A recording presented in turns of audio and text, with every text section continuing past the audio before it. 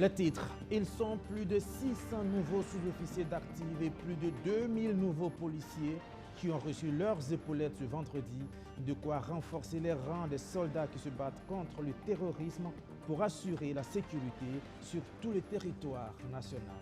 Et puis dans ce journal également, nous irons prendre des nouvelles des déguerpis, ferrailleurs déguerpis de la voie ferrée au lendemain de l'opération. Où se trouve-t-il? Ont-ils été recasés? Élément de réponse dans un instant. Voilà pour le sommaire. Bonsoir et bienvenue. Prêt à l'emploi, c'est ce qu'on dit généralement dans ces contextes. Eh bien, la 16e promotion de l'École nationale des sous-officiers d'active dit mesurer tout le poids de la mission qui lui incombe en pleine guerre contre le terrorisme. Après 14 mois de formation théorique et pratique, ils sont plus de 600 nouveaux sous-officiers d'active à avoir reçu leurs épaulettes ce vendredi. Parmi eux, 52 femmes. Roméo Koïta.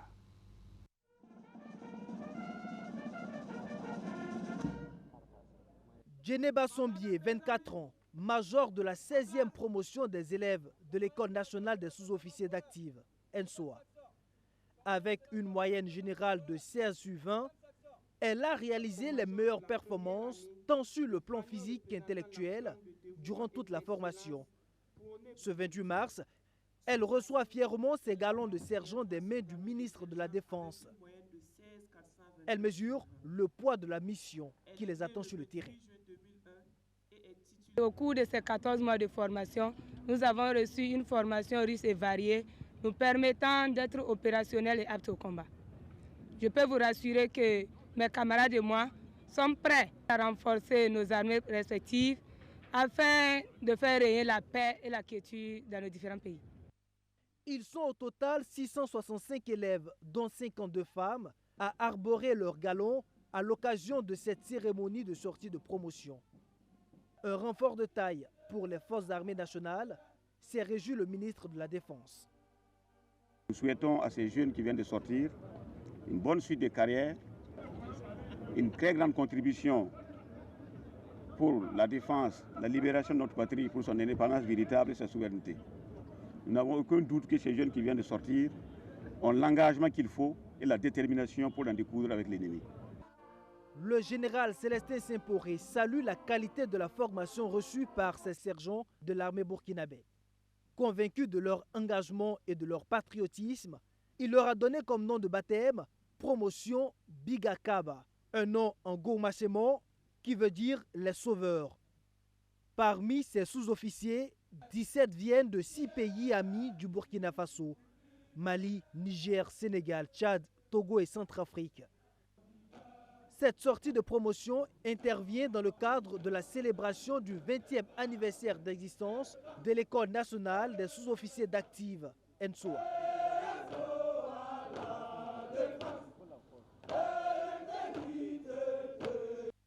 La police nationale aussi renforce ses rangs. Un peu plus de 2000 nouveaux policiers sont désormais aptes à assurer les missions de sécurisation partout sur le territoire national. La 54e promotion de l'École nationale de police a reçu son épaulette ce matin. Amadou Diko. Les majors de la 54e promotion de l'École nationale de police reçoivent les épaulettes des mains des autorités gouvernementales. L'acte symbolise la fin de formation de 2069 élèves policiers, dont 1997 de la police nationale et 72 de la police municipale. Des hommes et des femmes qualifiés, prêts à servir la nation. Après avoir effectué la formation militaire de base, notre formation s'est déroulée en 2 phases. La première étant celle des cours en tronc commun, suivie de la deuxième phase qui fut celle des ateliers spécialisés. Sûreté de l'État, sécurité publique et intervention dans lesquelles nous avons été repartis afin de répondre plus efficacement aux défis sécuritaires du moment. Dans cette guerre contre l'hydre terroriste, le rôle principal de la police nationale, c'est la protection des populations, des villes et des campagnes, selon le ministre en charge de la sécurité, en baptisant la 54e promotion de l'École nationale de police Dimmesoudou Baba, qui signifie espoir de la patrie en langue nationale Fulfulde, le gouvernement veut rappeler à ses élèves policiers l'espoir qu'ils incarnent pour le peuple burkinabé. C'est aussi avec fierté que nous assistons à la sortie de cette cuvée-là, forte de 2069 agents. Et c'est l'occasion de féliciter les équipes d'encadrement au niveau donc de l'École nationale de police. C'est aussi l'occasion d'engager cette promotion à être à la hauteur de l'espoir placé en elle. Et surtout que chacun de soit un héros de la reconquête du territoire national, un héros de la réaffirmation de la dignité du peuple burkinabé et surtout que chacun d'eux puisse faire honneur à la tenue qu'il porte, faire honneur à l'école, honneur à l'ensemble du peuple burkinabé. En vue de permettre à ces forces intérieures de jouer pleinement leur rôle dans la reconquête du territoire national et d'être plus efficaces sur le terrain, le département de Mahamadou Sana prévoit initier 1500 sous-officiers de cette promotion à une formation complémentaire spéciale au centre d'entraînement Commando de Pau pour une mise en conditionnement opérationnel. Quel sera le sort réservé aux marchands de ferraille récemment déguerpis des emprises de la voie ferrée? Les autorités municipales annoncent leur recasement sur un autre site, mais déjà certains d'entre eux crient à l'exclusion. Amadou Duko les a rencontrés au lendemain de l'opération de déguerpissement. 24 heures après le passage des pelles métalliques, les ferrailleurs installés illégalement le long du chemin de fer de Ouagadougou sont entre tourmente et inquiétude.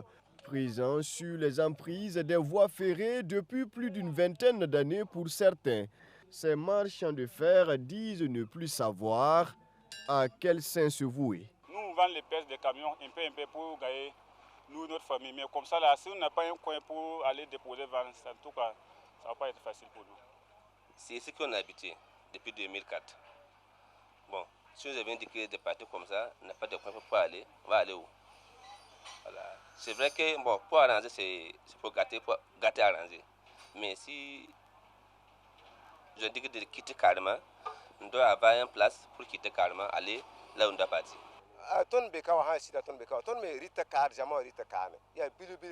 C'est ici que nous gagnons notre gagne-pain quotidien. Ce métier représente tout pour nous et nos familles. Qu'il nous aide vraiment. Un autre site de réinstallation pour la poursuite de leurs activités, c'est le souhait de ces acteurs de la ferraille. Nous ne sommes pas contre l'opération de déguerpissement. Nous voulons juste qu'ils nous aident à avoir un autre site pour la poursuite de nos activités. Et justement, sur cette question de réinstallation, les autorités municipales ont annoncé que des dispositions ont été prises afin de permettre aux déguerpis de continuer sereinement leurs activités. Dans un passé récent, ces mêmes marchands de fer et les artisans avaient souhaité rejoindre les marchés. Je pense que c'est situé dans le quartier Bassenko, dans l'arrondissement numéro 8. Et les discussions sont en cours avec la commune de Ouagadougou pour que ces marchands-là puissent intégrer ce marché-là.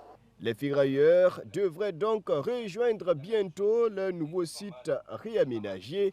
Cependant, certains d'entre eux disent ne pas être concernés par cette opération de réinstallation.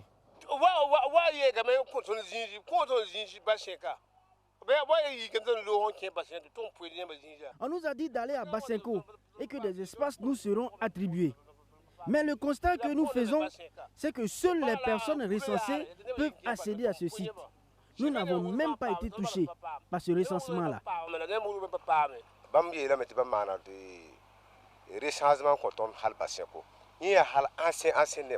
C'est une partie des ferrailleurs qui a été recensée pour le nouveau site, pas la totalité. Il faut vraiment que l'État pense à nous aussi.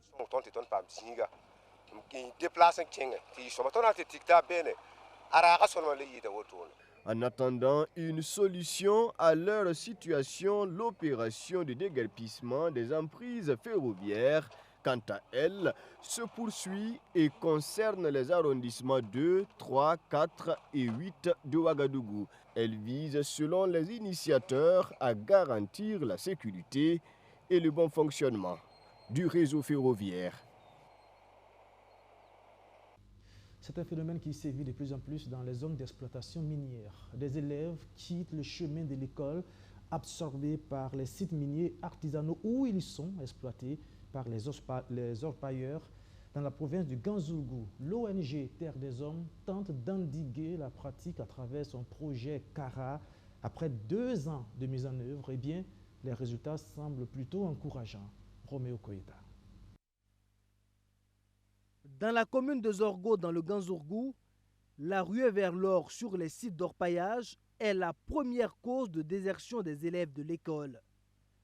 Selon les autorités provinciales, près de 10 établissements privés ont dû fermer leurs portes par manque d'élèves. Ce n'est donc pas un hasard si l'ONG Terre des Hommes et ses partenaires ont orienté leurs actions dans cette zone. D'avril 2023 à mars 2025, le projet d'appui à la préservation et à la lutte contre les pires formes de travail des enfants sur les mines artisanales et à petite échelle CARA s'est attelé à lutter contre le phénomène. À l'heure du bilan, plusieurs résultats ont été atteints. Dans le cadre de la mise en œuvre de nos activités, on a scolarisé 316 enfants qui ont été identifiés sur 5 sites d'orpaillage dans la province du Ganzourgou. Il y a eu également aussi le renforcement des capacités de nos acteurs, de nos partenaires institutionnels et communautaires dans le cadre de pouvoir accompagner le projet CARA, à éveiller les consciences, également aussi à sensibiliser la population des sites d'orpaillage sur les dangers, les risques liés au travail des enfants au niveau des sites d'orpaillage. Les activités proprement dites ont été menées sur le terrain par les cellules communautaires de protection de l'enfance, mais également avec le syndicat des orpailleurs. Donc nous, on voit même que le projet est assez original parce que c'est ceux même qui emploient les enfants qui se sont mis même à l'œuvre pour pouvoir sensibiliser. Ça veut dire que d'ores et déjà, nous avons foi que ça a bien marché, d'autant plus que les employeurs de ces enfants au niveau des mines se sont impliqués pour bien sûr le déroulement de ces activités-là. Durant ces 2 années de mise en œuvre, le projet CARA a aussi œuvré au renforcement du système de protection de l'enfance à l'échelle de la province du Ganzourgou. Les premières autorités communales saluent les résultats atteints et encouragent l'ensemble des acteurs étatiques et leurs partenaires dans leurs actions de lutte contre les pires formes de travail des enfants au Burkina Faso. Le phénomène est très prononcé et nous invitons l'ensemble des acteurs à s'impliquer activement dans cette lutte afin que nous puissions récupérer nos enfants parce que leur place, la place qui est privilégiée pour ces enfants-là, c'est en classe. Hormis les élèves scolarisés, 50 autres enfants ont bénéficié d'une formation professionnelle dans divers métiers pendant 6 mois pour les uns et 9 mois pour les autres. À terme, ils ont été dotés de matériel adéquat. L'idée est de les aider à s'installer à leur propre compte. Dans un tout autre registre maintenant, chaque 2e jeudi du mois de mars, c'est la journée mondiale du rein. Au Burkina Faso, c'est l'occasion pour l'association des dialysés et insuffisants rénaux d'insister sur la sensibilisation autour des maladies rénales chroniques. Pour le ministère de la Santé, l'enjeu, c'est comment aller vers des offres de soins encore meilleures. Amadou Diko. C'est une lueur d'espoir qui se profile à l'horizon pour les nombreux malades souffrant d'insuffisance rénale au Burkina Faso. Cette année, selon le ministère de la Santé, le pays prévoit réaliser ses premières transplantations rénales sur des donneurs compatibles. Une avancée marquant un tournant dans la prise en charge de l'insuffisance rénale chronique au pays des hommes intègres. Donc la transplantation, c'est d'ailleurs la meilleure prise en charge de la maladie rénale chronique au stade 5 parce que ça offre une meilleure qualité de vie aux patients. Mais malheureusement, On n'a pas encore cette technique-là ici, mais le gouvernement est à pied d'œuvre pour que ça soit une réalité et très prochainement. En 2023, les statistiques estimaient à 2,5 millions le nombre de personnes souffrant d'une maladie rénale chronique au Burkina Faso. Toujours selon les chiffres du ministère de la Santé, le pays comptait en 2023 plus d'1 million de patients sous dialyse. Cette même année, 727 décès liés à l'insuffisance rénale chronique ont été enregistrés. Afin d'éviter que cette maladie continue de faire des victimes, l'Association burkinabé des dialysés et insuffisants rénaux sensibilise la jeunesse. Donc nous disons que c'est vraiment un message fort que nous voulons apporter dans cette journée de internationale de la santé, mondiale de la santé, afin que l'on comprenne que les reins valent la peine d'être protégés. Et nous n'en avons pas plusieurs et chaque personne n'a que 2 reins et donc il faut tout faire pour les protéger. Actuellement, le pays ne dispose que de 6 centres d'hémodialyse fonctionnels repartis dans les villes de Ouagadougou, Bobo-Dioulasso, Waïgouya et Tenkodogo. L'offre va continuer de s'accroître selon le ministère de la Santé avec l'ouverture prochaine de nouveaux centres d'hémodialyse dans les CHR de Gawa, Fadangourma, Banfora, Dédougou et Dori.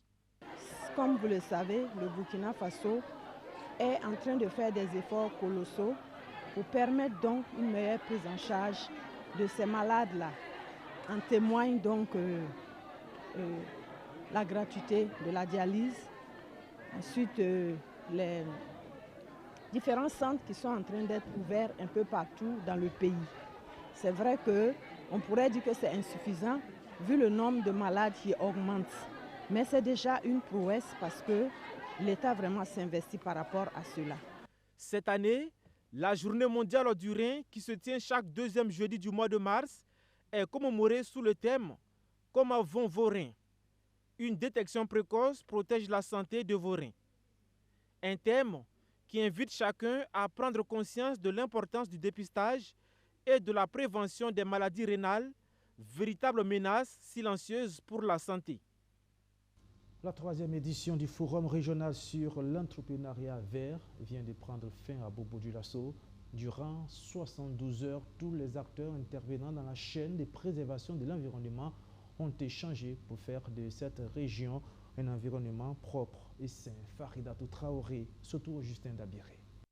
Selon l'Organisation des Nations Unies, chaque année dans le monde, plus de 2 milliards de tonnes de déchets sont produits, dont 13% sont des déchets plastiques. Ces déchets, s'ils ne sont pas bien gérés, peuvent causer des problèmes graves de santé et d'environnement. Au Burkina Faso et particulièrement dans la région des Hauts-Bassins, le problème des déchets est également préoccupant. À ce forum régional qui va durer 3 jours, la coordination régionale des jeunes pour l'entrepreneuriat et le climat Corégec va échanger avec les jeunes des Hauts-Bassins afin de trouver des solutions pour réduire les déchets et protéger l'environnement. Quand on est jeune et puis on veut peut-être résoudre le problème du chômage, il y a un lien qu'on fait entre qu'est-ce qu'on peut prendre les déchets pour faire et quelles solutions on peut trouver directement par rapport au chômage.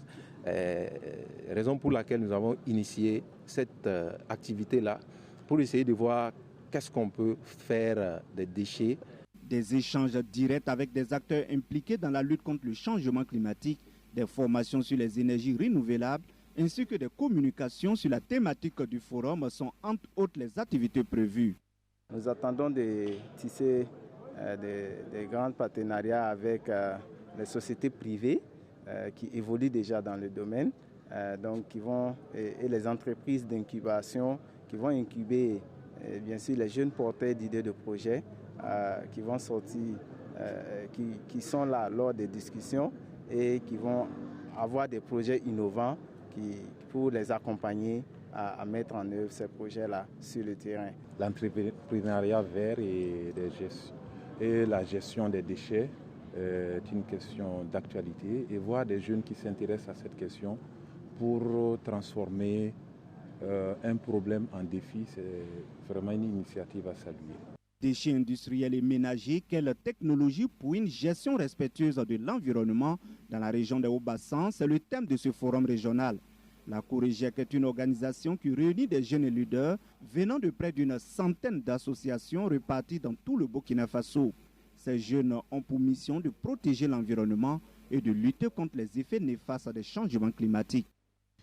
Préservation de l'environnement toujours, cette fois-ci, lutte contre la désertification et la dégradation des sols. L'ONG ATI fait don de plusieurs matériels afin de permettre à des producteurs de pratiquer les nouvelles techniques de préservation. Ça s'est passé à Boussé. Reportage Amadou Diko.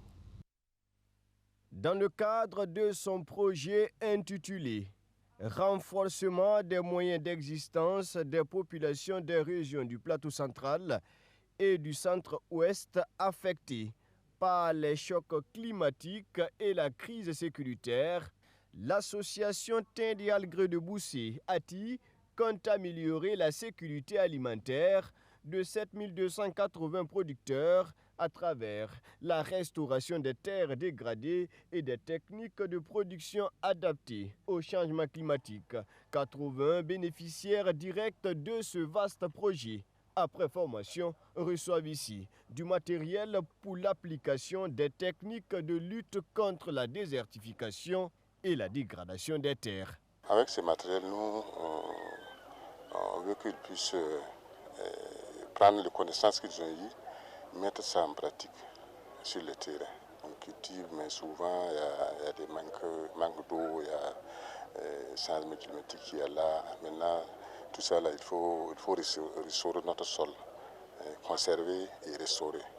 Voilà, c'est ça qu'on a essayé de former nos membres pour qu'ils puissent conserver leur sol et restaurer pour pouvoir gagner à manger. Ces acteurs ainsi équipés devront à leur tour céder une partie de leur production à d'autres personnes en situation de vulnérabilité.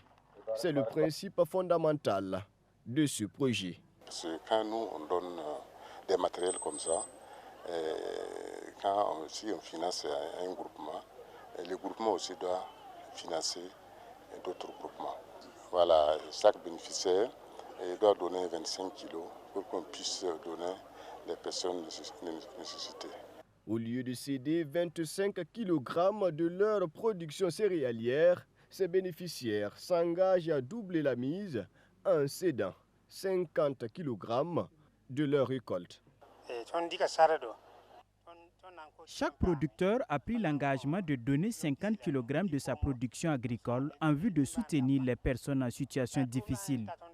C'est aussi une façon pour nous d'être reconnaissants vis-à-vis de ATI pour avoir pensé à nous. Réussir ce pari nécessite également une utilisation responsable de ces équipements, d'où ce message du haut-commissaire de la province du Kourou-Ougo qui invite les bénéficiaires à la discipline. La discipline ne se limite pas seulement à la vie quotidienne. Et elle concerne aussi toutes les activités, aussi les secteurs d'activité de notre pays. Donc mon message, c'est vraiment d'appeler les bénéficiaires à faire une bonne utilisation de ce matériel afin qu'ils puissent répondre aux besoins et puissent aussi contribuer à améliorer la productivité agricole pour pouvoir rehausser aussi le niveau de l'économie de notre pays. Près de 20 millions de francs CFA, c'est ce qui a été mobilisé pour l'acquisition de ces équipements de restauration des terres dégradées et de production adaptée au changement climatique. Un financement entièrement assuré par Solidar Suisse. Venons-en à présent à ce nouveau texte voté hier par les députés de l'ALT. Il donne aux artistes burkinabés un statut particulier. Plusieurs innovations y figurent, notamment en termes de mesures fiscales et sociales très favorables. La loi a été adoptée à l'unanimité par l'ALT hier. Abdourazak Traoré pour plus d'explications. L'artiste burkinabé peut enfin bomber sa poitrine.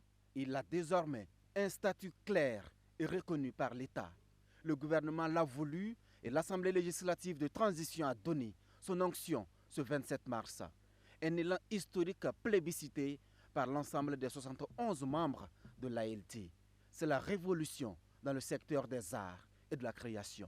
Alors il faut dire qu'après l'adoption en décembre de la loi 041 portant organisation du cinéma, de l'audiovisuel et de l'image animée, aujourd'hui nous avons franchi un pas supplémentaire dans notre volonté de mieux structurer le secteur de la culture de façon générale.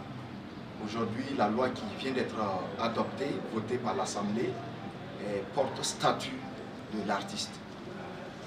Pour nous, il est aujourd'hui important d'offrir à l'ensemble des artistes de meilleures conditions pour exercer leur profession et aussi pour mieux vivre de cette profession-là. Parce que nous faisons face aujourd'hui à des réalités qui n'honorent ni l'État, ni le secteur de la culture, ni les artistes eux-mêmes. Le monde artistique burkinabé bénéficie désormais donc d'un cadre juridique clair visant à renforcer l'expression artistique et la promotion des valeurs culturelles locales. L'adoption de ce projet de loi permettra à l'État de mieux structurer le secteur, contribuant ainsi au développement socio-économique du pays. La loi prend désormais en compte les collaborations artistiques et les modalités de l'exercice de l'activité artistique au Burkina Faso. L'innovation la plus attendue, des mesures fiscales et de sécurité sociale au profit des artistes et des professionnels de la culture. Les artistes n'en attendent pas moins. Et franchement, je suis très fière par cette loi parce qu'on était vraiment très soif d'avoir cette loi. Parce qu'en tant qu'artiste, je prends la grande famille d'artistes, et en tant qu'artiste, quand on est malade, il faut qu'on fait des collectes, il faut qu'on demande pour qu'on vienne nous aider. Pourtant, nous portons le flambeau de toute une nation. Je sais que par rapport à l'allègement fiscal, ça pourra aider pas mal d'artistes. Parce que souvent, tu arrives, quelqu'un t'invite par exemple sur son plateau, ou bien il te dit, bon écoute, tu sais, moi, par rapport à ma structure, je dois reverser 25% aux impôts. Donc il te propose un cachet, je vous donne un exemple de 100 000, et automatiquement, tu sais que les 25 000 là, il va prendre ça. Bon, c'est lui qui dit qu'il a reversé. Cette adoption était également une prescription de l'UNESCO sur le statut de l'artiste. Toujours, on maintient le cap sur l'amélioration des revenus des artistes. Le BBDA a organisé une rencontre de discussion avec les parties prenantes sur le mode de répartition des recettes générées par l'exploitation de la musique d'attente téléphonique. Amadou Diko. Bientôt, les artistes musiciens percevront des droits sur leurs œuvres utilisées par les téléphonies mobiles comme musique d'attente. Le projet est en phase de concrétisation. Au cours de cet atelier, le Bureau burkinabé du droit d'auteur, BBDA, échange avec les téléphonies et les agrégateurs de plateformes sur le mode de répartition des recettes générées par l'exploitation de la musique d'attente téléphonique. Quand on exploite l'œuvre d'un artiste, il faut bien sûr que cette exploitation puisse lui permettre d'arriver en tout cas à continuer la production et à se faire véritablement reconnaître ses droits. Donc c'est dans cette dynamique avec les acteurs, on se retrouve ce matin et ce durant 3 jours pour essayer d'échanger, pour voir comment le processus d'exploitation doit être organisé, comment le paiement de cette exploitation doit être fait de manière juste et équitable pour que l'artiste puisse profiter véritablement du fruit de son travail. Donc notre attente réellement, c'est qu'on puisse avoir un mécanisme et un modèle clair, consensuel de tous les acteurs pour en tout cas faciliter le processus de la gestion collective côté musique d'attente. Cet atelier de réflexion sur la tarification des redevances de droits de la musique d'attente téléphonique fait suite à plusieurs préoccupations soulevées par les artistes créateurs sur la répartition de leurs droits. Pour le ministère en charge de la culture, l'aboutissement de cette initiative est une reconnaissance au travail de création artistique. La musique d'attente téléphonique est le fruit d'un travail créatif et subsume un véritable enjeu économique qui méritent d'être appréhendés par les acteurs intervenant dans les processus. Par conséquent, il est impératif d'établir un équilibre qui puisse garantir une juste rémunération des artistes pour l'utilisation de leurs œuvres. À cet effet, le BBDA étant un acteur majeur dans la protection des droits des artistes et la régulation de l'utilisation des œuvres dont la musique d'attente téléphonique, devra veiller à une rémunération équitable des créateurs. C'est pourquoi je me réjouis de la tenue de cet atelier qui permettra enfin au BBDA de définir avec l'ensemble des parties prenantes un modèle clair et traçable de répartition des revenus issus de la musique d'attente téléphonique. Du côté du collectif des producteurs et éditeurs de musique, on salue la tenue de cette rencontre. Elle vient comme un soulagement après une longue période d'attente. Ça fait plus d'1 an qu'on est en train de faire des débats avec le BBDA par rapport à la musique d'attente téléphonique. Et on est très content de voir qu'aujourd'hui, il y a une très grande rencontre avec tous les acteurs majeurs pour pouvoir trouver une solution. Ça montre déjà l'engagement du BBDA à pouvoir trouver une solution définitive à ce problème. Et on espère qu'à la sortie de cette rencontre, on pourra trouver une solution définitive. À l'issue de ce conclave, il est attendu des recommandations qui devraient aboutir à la signature d'un protocole d'accord entre les parties prenantes. Et peut-être que dans les mois à venir, certains d'entre eux verront leurs chansons comme musique d'attente téléphonique. Pour l'instant, ils sont tout simplement finalistes de la compétition musicale Orange Music Talent. Ces derniers viennent d'entamer une résidence créative. Parmi leurs tout premiers coachs, il y a des noms tels que Amity Meria, Bilaka Kora ou encore Smarty, Arsène Konditambe. Sur le parvis de l'hôtel où ils vont séjourner, les 8 finalistes de Orange Music Talent arrivent dans des véhicules blancs. Les voitures se glissent doucement jusqu'à l'entrée principale, les portes s'ouvrent et les artistes finalistes sortent à tour de rôle sous les applaudissements. Ils sont accueillis par Amity Meria et Bilaka Kora, icônes de la musique burkinabé, avant de recevoir le chapeau de Sapouné des mains du directeur marketing de Orange Burkina. Ces 8 finalistes de la première édition de Orange Music Talent font ainsi leur entrée en résidence créative jusqu'au 10 avril prochain. Moi particulièrement, j'attends beaucoup de cette résidence. J'espère qu'avec nos coachs, on pourra apprendre beaucoup plus que ce qu'on sait déjà. On aura l'expérience parce que ce qui est bien avec cette émission, c'est que on est beaucoup dans la pratique. Donc c'est vraiment ça que nous attendons de nos coachs, la pratique. 3 mentors vont accompagner les finalistes dans leur processus créatif. Bilaka Kora, Amity Meria et Smarty. Ensemble, ils vont apporter à ces jeunes des conseils techniques et une diversité de perspectives et d'expériences. On ne va pas aller à l'académie pour apprendre à chanter les gammes. Je crois que la plupart d'entre eux connaissent déjà un peu. On a le travail vocal à proprement dit. Aider certains qui n'ont pas peut-être leur registre, travailler sur les rythmiques, travailler sur les arrangements, comment jouer avec un groupe sur scène, un guitariste, un batteur, comment gérer le niveau des instruments pour être plus à l'aise, comment gérer une balance par exemple, comment régler son retour pour pouvoir être à l'aise sur la scène, chanter dessus. Donc c'est des choses comme ça qu'on peut leur apporter. Plus de 500 candidats de plusieurs localités du pays ont été enregistrés au départ. Pour les initiateurs, Orange Music Talent s'inscrit dans une dynamique de promotion de la culture locale tout en offrant aux artistes de nouvelles opportunités. Il faut aussi préparer la relève. C'est très important de travailler à donner au Burkina des talents de demain. Et ces talents de demain-là méritent d'être accompagnés. Et c'est ce que nous, chez Orange, nous avons compris. Notre devoir, c'est aussi accompagner la culture burkinabé sur toutes ses facettes. Et la musique fait partie des credos sur lesquels nous travaillons depuis des années. Orange Music Talent est un tremplin pour nous pour donner vraiment l'opportunité aux artistes qui ne sont pas aujourd'hui connus du grand public, d'être connus, de leur donner une chance en tout cas d'exprimer leur talent artistique au travers d'une compétition de cette envergure et d'un accompagnement sur mesure par Orange Burkina. La résidence créative se tient du 25 mars au 10 avril prochain. La finale de cette compétition musicale est prévue pour le 23 mai 2025.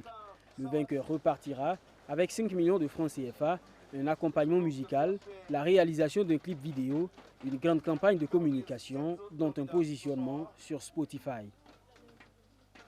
Et voilà, c'est la fin de ce journal. Merci de l'avoir suivi. Merci encore une fois de votre fidélité renouvelée. Ce fut encore un plaisir. Bonsoir et puis bon début de week-end.